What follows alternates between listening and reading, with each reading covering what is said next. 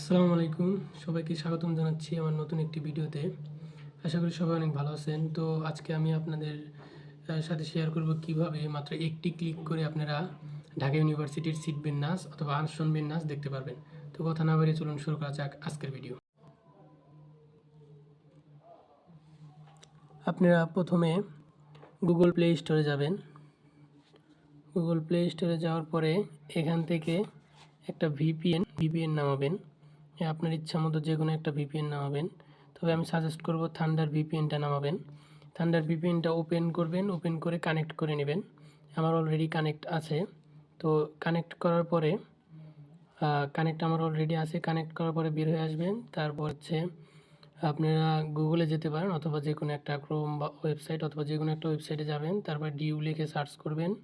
Search করার পরে যদি আপনারা ইংলিশে ভালো বোঝেন ইংলিশে, যদি বাংলায় ভালো বোঝেন বাংলায়।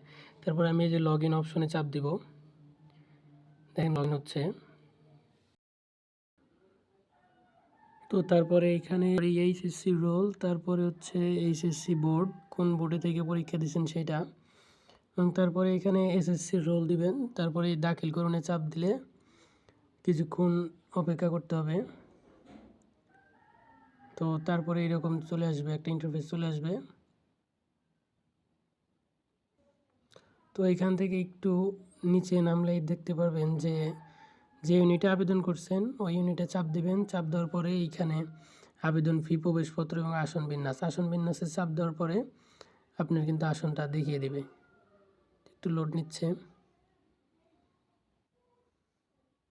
তো এই যে আপনারা দেখতে পাচ্ছেন এইরকম করে আপনাদেরটাও শো করবে। তো আজকের ভিডিও এতটুকুই। ধন্যবাদ সবাইকে। আসসালামু আলাইকুম।